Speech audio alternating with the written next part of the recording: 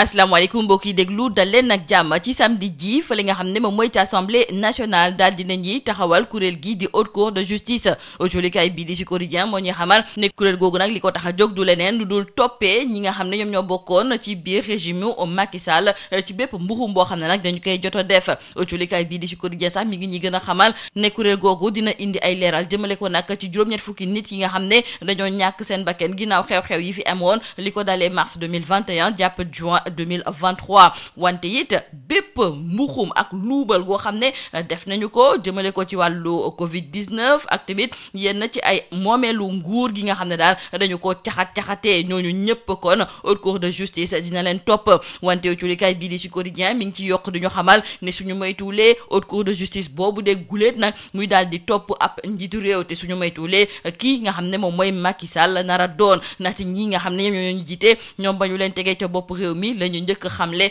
moom mooy daal ne lépp loo xam ne daal yoon dina leen ko may ngir ñu daal di topp ki nga xam ne moom mooy Macky Sall dinañu ko daal di fësal julikaay bii di réew mi quotidien di ñëwaat ci fukk ak juróom-benni membre yi nga xam ne ñoom ñoo nekk ci biir haute cour de justice di xamle nag ne képp koo xam ne da nga def naka sudul noonu fi ci même réew bu la yeboo de nga waajal sa bopp ci biir julikaay bii di Sud Quotidien suñu naataangoo yi di ñu xamal ne Macky Sall ak ay nitam kon nañu waajal seen bopp Macky Sall moomu sax julikaay bii di l'évidence mi ngi ñuy xamal ne boobu ñuy waxee nag ne haute cour de justice daal dinañu ko fiy taxawal ñuy fësal ay rapport APR léegi amatul ko ka jiite Macky Sall daal dinay tekki ndombal tànk yi nga xam ne moom la am ci biir parti bii di APR wante dafay wéy di fa nekk nag président d'honneur moom di Macky Sall moom moo ko dëggal loolu la ñu culikaay bii di l'évidence di xamle ginnaaw ab waxtaan boo xam ne amal na ko ak revue confidentielle Dakar Macky daal dinay xamle ne léegi moom daal dinay génne boppam nag ci wàllu politique fii ci biir Sénégal léegi engagement yi nga xam ne nag moom la am ca bitim réew loolu la gën a taal ñu delluwaat fa li nga xam ne moom mooy ci assemblée nationale ndaxte foofu joriñ gu njëkk gi di Ousmane Sonko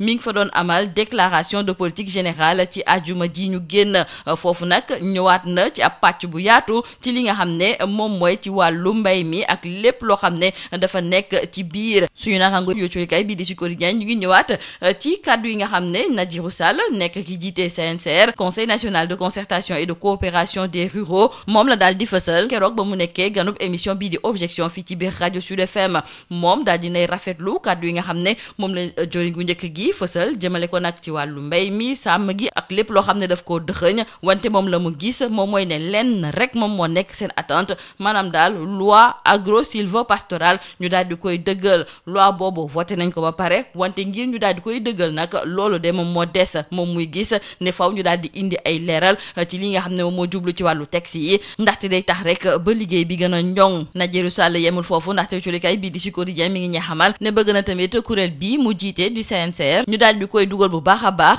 ci organisation wu conseil bu njëkk boo xam ne nag dañu ko jagleel agro sylvo-pastoral te gouvernement bi fas yéene kaa amal nag ci weeru février gi ñu dëgmal ci assemblée nationale culikaay bii di Le Quotidien moo ñuy xamal ne foofu daal dinañu fay voter loi de finance te nag guléet ñuy nemmeeku ñu daal di fay voter ab loi de finance te amul benn débat culikaay bii di Le Quotidien ne Ousmane Sonko moom dafa daal di yónnee ab lettre ñi nga xam ne ñoom ñooy waa assemblée nationale ngir rek xamal leen lan moo waral ñu war a mën a def vote yooyu te du am benn débat wante dafa mel ni nag ne député yi bokk ci takku wàllu ku ci mel ni Abdou Mbow ak tamit kii di Thierno Alassane Sall ñoom nee nañu nag du doxalin googu lañ doon xaar de mu jóge nag ci joriñ gu njëkk gi di Ousmane Sonko ndaxte moom ci boppam moom moo waroon dëgg ay tànkam foofu nga xam ne moom mooy ca assemblée nationale ngir indi ay leeral jëmale ko ci wàllu gi ni mel ca assemblée nationale rawatina nag ki nga xam ne moom moo ko jiite di El Malick Ndiaye ba léegi nag amagul maison de fonction autolikaay bii di 24 heures mi ngi ñuy xamal ne kër ga mu waroon a dëkk nekkete yoo dañu ko daal di jaay autolikaay bii di 24 heures sax di ñëwaat ci ay kàddu yoo xam ne Amadou Ba bu Pastef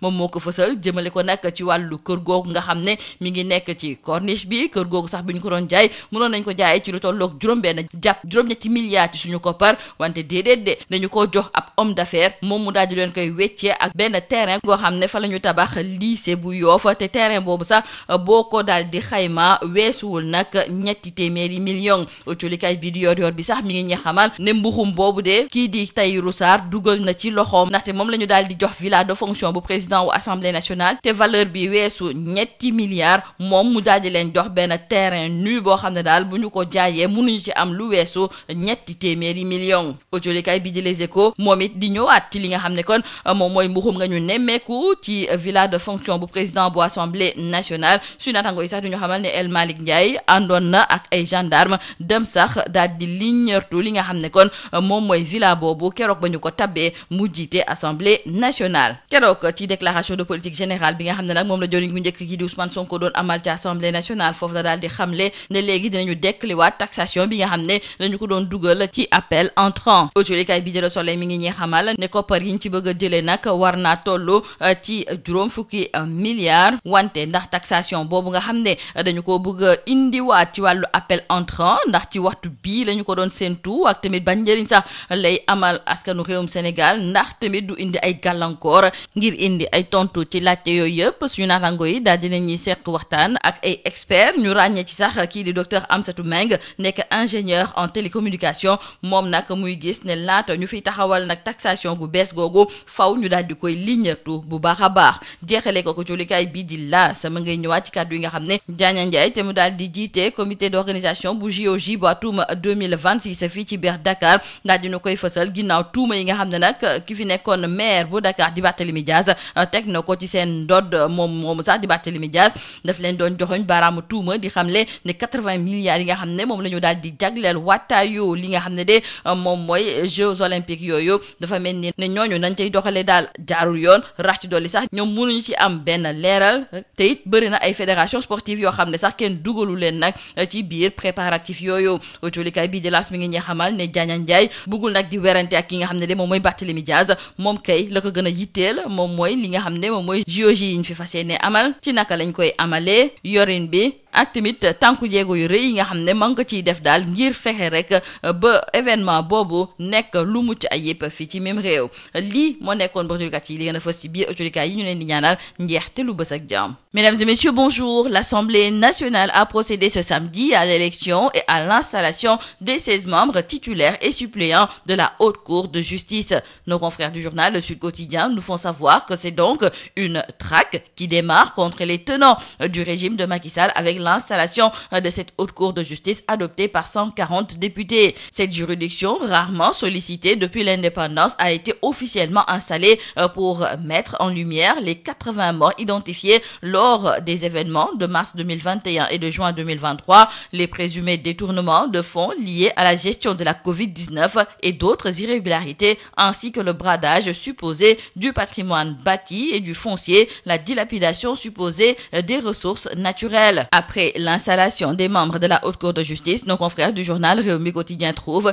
que désormais tous les accusés doivent se tenir prêts. Ensuite, nos confrères nous font savoir que cette cour sera chargée de juger les hauts responsables du régime de Macky Sall accusés de crimes ou délits dans l'exercice de leurs fonctions. Justement, nos confrères du journal Sud Quotidien notent que pour la première fois de son histoire, la Haute Cour de justice pourrait être amenée à juger un ancien président de la République en la personne de Macky Sall, une perspective qui a soulevé de nombreuses questions sur le fonctionnement, la légitimité et l'indépendance de cette juridiction. En effet, bien avant l'annonce officielle, des voix autorisées s'étaient élevées au sein du nouveau gouvernement pour menacer l'ex-chef d'État de poursuite. Et pendant que la Haute Cour de justice est installée, pendant que les rapports fusent de partout, l'APR, le parti de Macky Sall, se trouve sans patron, nous disent nos confrères du journal L'Évidence. Macky Sall, ancien chef de l'État, a décidé de suspendre ses fonctions politiques au sein de l'APR pour une durée indéterminée, tout en devenant président d'honneur du parti. Cette annonce a été confirmée par Macky Sall lui-même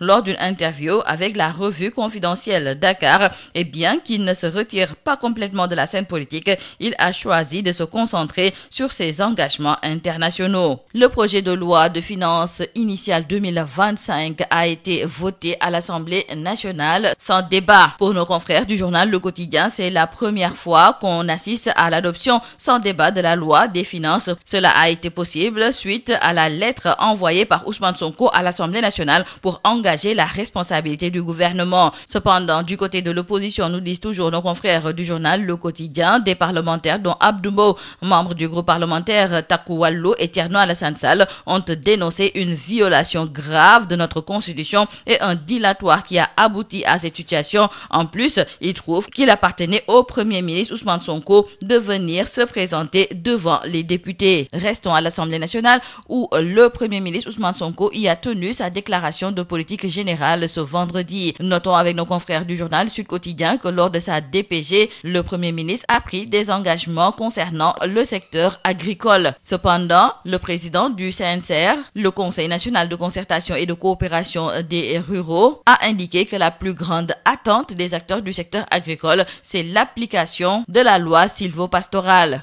Nadirou Sall, qui était l'invité de l'émission Objection de la radio Sud FM, a indiqué que la plus grande attente des acteurs du secteur agricole, c'est l'applicabilité de cette loi. C'est ça qu'ils ont comme attente forte, quel que soit ce qui est écrit et ce qui est dit, a-t-il martelé en pointant notamment le titre 2 de ce texte qui parle de problèmes des statuts de l'exploitation familiale, de la stratégie et de la protection sociale et autant d'autres choses. Pour Nadirou Sall, il faut au moins donner quelques extraits de ce titre 2 car tous les lecteurs ne sont pas agropasteurs et ignorent le contenu. Il faut leur donner quelques informations et selon lui, ce titre n'est toujours pas appliqué. Toujours concernant l'Assemblée nationale, signalons avec nos confrères du journal 24 heures que la maison du président de l'Assemblée nationale fait l'objet d'un scandale. Selon Amadou Ba, député de PASTEF, une résidence grand luxe située sur la Corniche, dont le prix estimatif était entre 6 et 8 milliards de francs CFA, a été troqué sans aucune contrepartie contre un terrain qui a servi à construire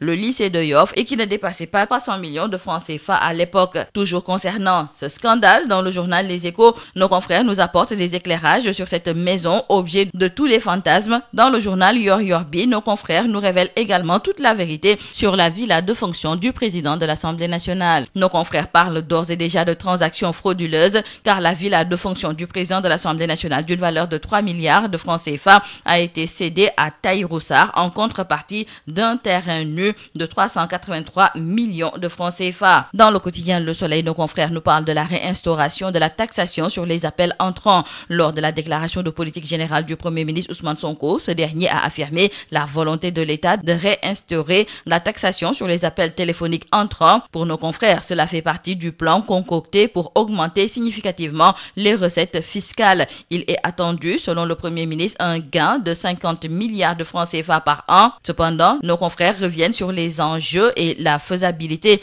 d'une telle politique fiscale. Quel est le potentiel fiscal réel? Comment aborder cette politique dans un contexte de développement des GAFAM? Autant de questions que se posent nos confrères qui ont interrogé des experts. Et selon l'un d'entre eux, Dr Amsatou Meng en l'occurrence, ingénieur en télécommunications, la taxation des appels entrants est une problématique qui mérite une analyse plus poussée. Terminons par nos confrères du quotidien LAS qui nous font savoir que Mamadou Diagne Ndiaye a apporté des éclaircissements sur l'organisation des Jeux Olympiques de la jeunesse Dakar 2026, surtout après la sortie de l'ancien maire de Dakar, Barthélémy Diaz, qui dénonce une gestion solitaire des 80 milliards destinés aux préparatifs et à la non-implication des fédérations sportives. Loin de verser dans la polémique, le président du COJOJ s'est limité aux faits avant de réaffirmer son vœu de réussir cet événement sur tous les plans. C'est tout à vos journaux et très bonne lecture.